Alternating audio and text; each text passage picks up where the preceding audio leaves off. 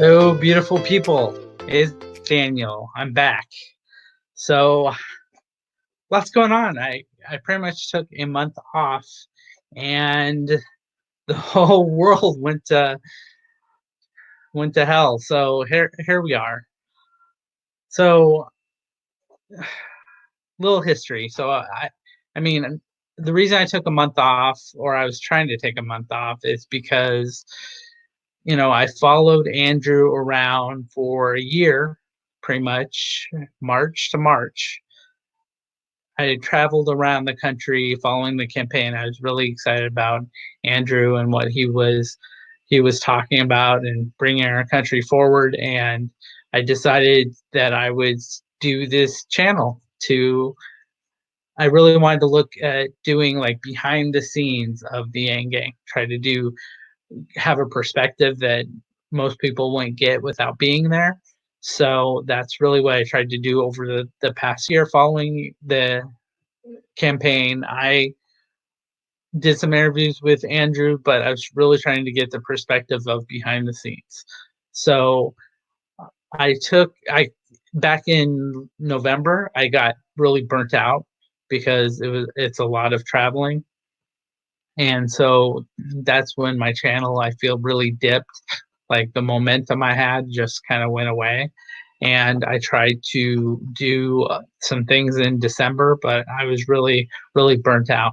And then in January, I still didn't have the, I still wasn't getting back into it. So in February, as he was nearing, the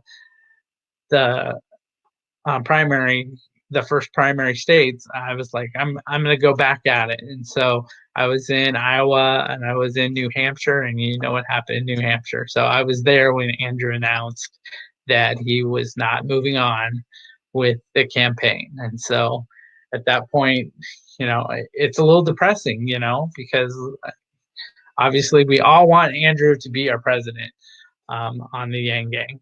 So if you're just joining me and never heard of Andrew Yang, I don't know where you've been, but Andrew Yang had the best vision for our country by far. And so at that point, I I really didn't know where to go with this channel because it was behind the scenes of the campaign, and this American Jobs Factory is a nonprofit, and the goal is to create jobs for the future that don't destroy us. So I have not built that up. This is my attempt to build that up and get people are um, talk to people that are interested in that endeavor and that goal, that vision. So Andrew had a lot of similarities, or we you know share a focus as far as making the country better.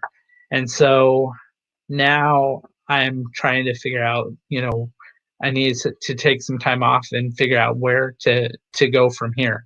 And I had always kind of teased that I could have stayed at home and made videos and got more of a following that way. And so maybe that's true. I don't know. Maybe we'll find that out, because now we're in this situation.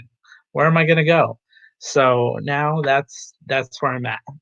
So I'm going to go ahead and put out videos, um, and I'm going to focus on the nonprofit sector or area. I'm going to interview people from nonprofits, talk about how they're helping the country and the world, and I'm going to talk about Andrew's nonprofit a lot more.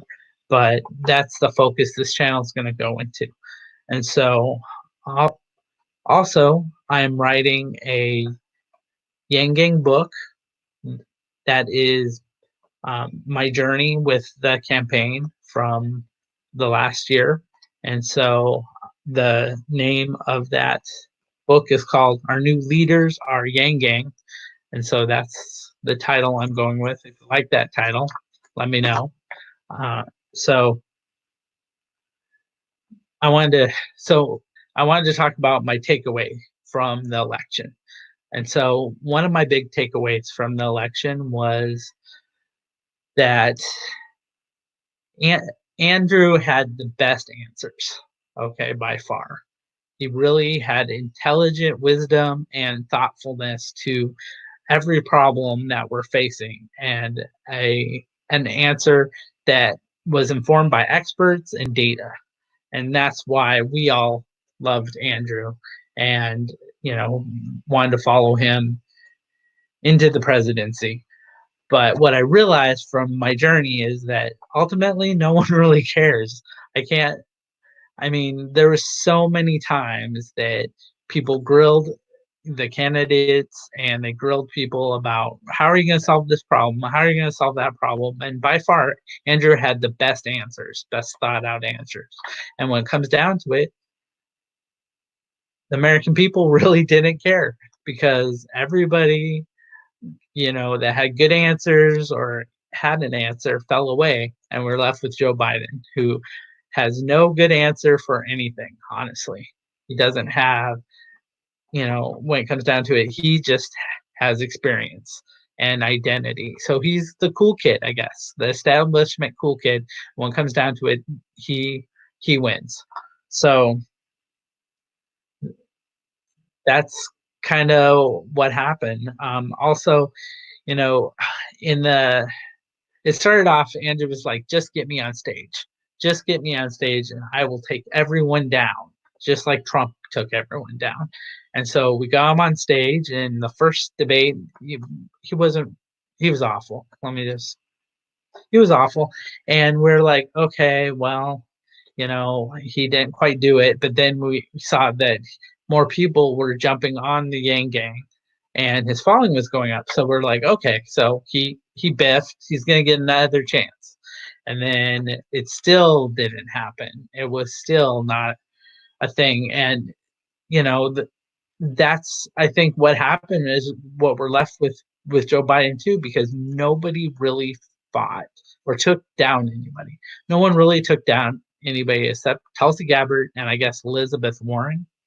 I'll talk about her in a second. But and so we're just left with the default choice basically because no one took anybody down, and the default choice is Joe Biden.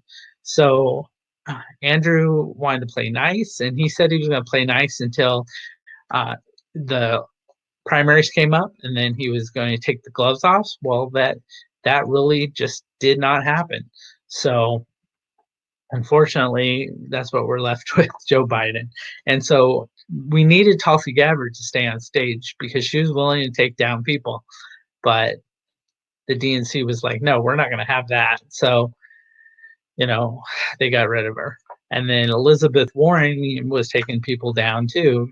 She took down Delaney kind of, and she took down, Bloomberg for sure.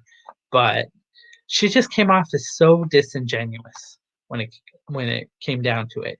She just the thing with attacking Bernie about saying a woman couldn't be elected, and just there's so many things that she did that came off disingenuous that it really hurt her and her rise. So she became a horrible candidate when it came down to it. I know a lot of people like Warren a lot, but when it came down to it, she just came off as a hypocrite, and that's why even though she took people down, she didn't rise up off of that. So that's kind of my takeaway from the election. It's a crappy dilemma. So other thing is like most of America doesn't get involved soon enough. They get involved just for the final Super Bowl, the election between the Democrat and the Republican, and they don't get involved in the process. And that's the other thing I took away. But if we really want to change, we got to get people involved early. And I don't know exactly how to do that, but that's I think through marketing, but that's really the game. So I think I already covered this. I'm writing a book about my journey, and it's called Our New Leaders, Our Yang Gang.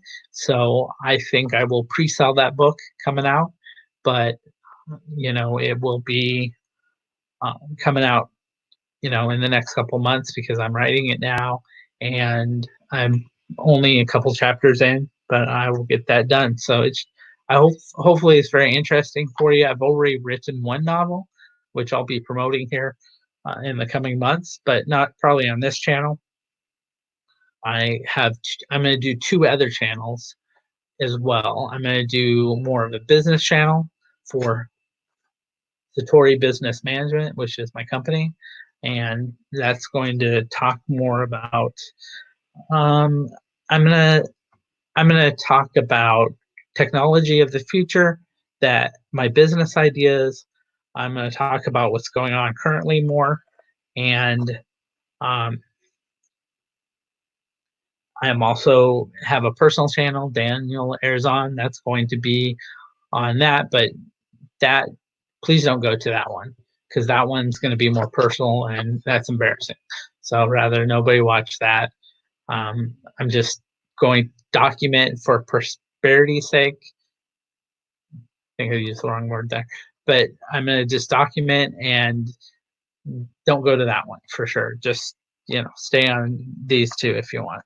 And then I want to say that we need good businesses, and that's what this channel is about, or that's what my nonprofit is about. It's about creating businesses for the future that don't destroy us. That's what my nonprofit is about. And so we need businesses that represent us. So, hey, thanks for joining me on this American Jobs Factory update of the channel and what is happening going forward. You know, we're going to be highlighting nonprofits about how they're changing the world and our communities, and also throw in some Andrew Yang in there sometimes, and how the future of jobs look in America. So stay tuned. I'm sure there's some exciting videos or something you like going forward. Really appreciate everybody who has been tuning in, and take care. See you in the next video.